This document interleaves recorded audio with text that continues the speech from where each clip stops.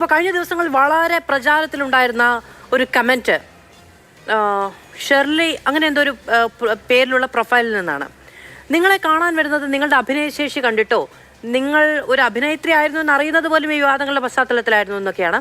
നിങ്ങൾ വസ്ത്രം ധരിക്കുന്നത് പുരുഷന്മാരെ ആകർഷിക്കാൻ വേണ്ടി തന്നെ ആണല്ലോ എന്നൊക്കെ പറഞ്ഞ് ഹണി റോസിന് വലിയ തോതിൽ നന്നാക്കി കളയാമെന്നൊരു ചിന്തയോടുകൂടി വന്ന ഒരു കമൻ്റാണ്. അത് വലിയ തോതിൽ ലോകത്തുള്ള സകല മനുഷ്യരുടെയും ഇത്തരം താല്പര്യങ്ങളുള്ളവരുടെ ആണെന്നറിയില്ല ആ ആളുകളുടെയും വാട്സാപ്പുകളിലേക്ക് വരികയും അവർ ഇനി നമ്മളെ കൂടി ഒന്ന് എഡ്യൂക്കേറ്റ് ചെയ്ത് കളയാമെന്ന് വെച്ചാൽ നമ്മളിലേക്ക് അത് അയച്ചു തരികയും ഒക്കെ ചെയ്യുന്നു. ശ്രീ ലാസർ ഷൈൻ, നോക്കൂ, മൊബൈലിൽ സ്ക്രീനിൽ കിട്ടുന്നത്, വാട്സാപ്പിൽ കിട്ടുന്നത്, കണ്ടന്റിലൂടെ കിട്ടുന്നത് ഒക്കെയാണ് ഏറ്റവും വലുത് എന്ന് വിചാരിച്ച് ജീവിക്കുന്ന ഒരു വലിയ തലമുറയെ കൂടി ആഴത്തിൽ സ്വാധീനിക്കാൻ പോകുന്ന ശേഷിയുണ്ട് ഈ മാലിന്യത്തിന് എന്ന ഇടം കൂടി മലയാളി ഭയക്കേണ്ടതുണ്ട്. മാധു, എനിക്ക് ആ കാര്യത്തിൽ എനിക്ക് ഭയമില്ല എന്നുള്ളതാണ്. നമ്മളിപ്പോൾ നോക്കുമ്പോൾ കേരളത്തിൽ 49 സ്റ്റുഡിയോകളാണ്. 49 സ്റ്റുഡിയോകളുണ്ട്. സ്റ്റുഡിയോയുടെ സ്വഭാവത്തിൽ മാറിയ അല്ലെങ്കിൽ ഇവർ പറയുന്ന മതങ്ങളോ അല്ലെങ്കിൽ സംസ്കാരം എന്ന് ഇവർ പറയുന്ന കാര്യങ്ങളോ നിർബന്ധിച്ചിട്ടുള്ള കേരളീയം എന്ന് പറയുന്ന തരത്തിലുള്ള അല്ലാത്ത വസ്ത്രധാരണത്തിലേക്ക് തലമുറ മാറ്റം നമ്മൾ വളരെ വ്യക്തമാണ്. അതിന്റെ തെളിവാണ് കേരളത്തിൽ 49 സ്റ്റുഡിയോകൾ ഉണ്ടെന്നുള്ളത്. സ്റ്റുഡിയോ മാത്രമല്ല, അതിനനുസരിച്ചിട്ടുള്ള മാറിയ വസ്ത്രധാരണം എന്നുള്ള നിലയ്ക്കുള്ളത്. അതായത് പുതിയ കാലം മാറ്റത്തെ സ്വീകരിച്ചു കഴിഞ്ഞൊരു കാലം നമ്മുടെ മുൻപിലുണ്ട്. നമ്മൾ ജെൻസി പോലെയുള്ള ഒരു തലമുറയോട് ആണ് നമ്മൾ സഹകരിക്കുന്നത്. അവരുടെ മുന്നിലാണ് നമ്മൾ നിൽക്കുന്നത്. അവർ കാണുന്നത് OTT പ്ലാറ്റ്ഫോമുകളിൽ അവർ കാണുന്ന കാഴ്ചകൾ ഉണ്ട് നമ്മുടെ മുന്നിൽ. സ്വാഭാവികമായും ഇവർ മുന്നോട്ട് വെക്കുന്ന ഈ പറയുന്ന ബോബി ചെമ്മണ്ണൂർ പോലെയുള്ള ഒരാൾ മുന്നോട്ട് വെക്കുന്ന ഇത്തരത്തിലുള്ള പോൺ അല്ലെങ്കിൽ ഈ പാപ്പരാസികൾ മുന്നോട്ട് വെക്കുന്ന പോൺ, ഇപ്പോ മാധു തന്നെ പറഞ്ഞൊരു കാര്യമുണ്ട്. ഒരു യൂട്യൂബ് ചാനലിന്റെ മുന്നിൽ പോയി ഇരുന്ന് റെക്കോർഡ് ചെയ്തിട്ടുള്ള ഒരു അഭിമുഖം പുറത്തു വിടുമ്പോൾ ആ അഭിമുഖത്തിൽ അഭിമുഖകാരിയോട് നടത്തുന്ന ഈ പറയുന്ന പോൺ ആയിട്ടുള്ള പ്രകോപന രീതി അത് എഡിറ്റ് ചെയ്ത് കളയാതെ വിടുന്നതാണ് വൈറൽ കണ്ടന്റ് എന്ന് കരുതുന്ന മീഡിയയുടെ കാലത്ത് ഈ പറയുന്ന ജെൻസിയോ അല്ലെങ്കിൽ ആ തലമുറകളോ കാണുന്നത് അവർ ഇതൊന്നുമല്ല. അവർക്ക് ബോബി ചെമ്മണ്ണൂറിന്റെ പോണോ ഇതൊന്നും അവർക്ക് ആവശ്യമില്ല. അതുകൊണ്ടാണ് ഞാൻ പറഞ്ഞത്, നമ്മൾക്ക് ആ തലമുറയെ ഓർത്തിട്ട് നമുക്ക് ഭയപ്പെടേണ്ടതില്ല. ആ തലമുറ മാറ്റം സംഭവിച്ചു കഴിഞ്ഞൊരു സ്ഥലത്താണ് നമ്മൾ ഇരിക്കുന്നത്. നമ്മൾ പ്രധാനമായും ശ്രദ്ധിക്കേണ്ട ഒരു കാര്യം കൂടിയുണ്ട്.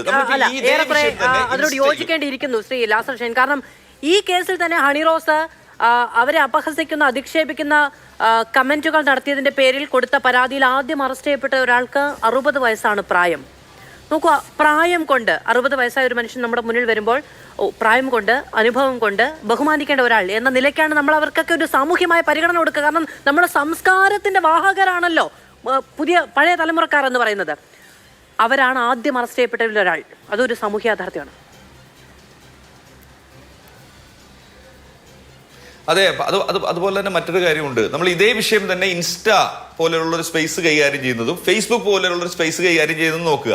ഫേസ്ബുക്കിൽ ഞാൻ തന്നെ ഇപ്പോൾ എടുത്ത് വായിച്ചുകൊണ്ടിരിക്കുകയായിരുന്നു. വളരെ വ്യക്തമായും പെയ്ഡ് എന്നുള്ള ഉറപ്പിക്കുന്ന കമന്റുകളും കാര്യങ്ങളും തന്നെയാണ് ഉണ്ടാകുന്നത്. പിന്നെ അത് ഒരു കാര്യമുള്ളത്, വലിയ തോതിലുള്ള മാറ്റം നമ്മുടെ മുൻപിലുണ്ട്.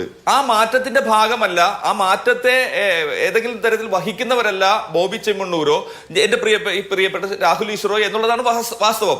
നമ്മൾ നോക്കുക, ഇവിടെ ഈ പറയുന്ന ചർച്ചകളിൽ വന്നിരിക്കാൻ രാഹുൽ ഈശ്വർ ഇല്ലെങ്കിൽ ഒരാൾ പോലും ഇല്ല എന്നുകൂടി മനസ്സിലാക്കുക. ഞാൻ മെയിൽ ഷോവിനിസ്റ്റ് ആണ് എന്ന് പറഞ്ഞിരിക്കാൻ ഒരു രാഹുൽ ഈശ്വർ മാത്രമേ ഉള്ളൂ എന്നുകൂടി നമ്മൾ മനസ്സിലാക്കുക, ഒരു ചാനൽ ചർച്ചയിൽ വന്നിരിക്കാൻ.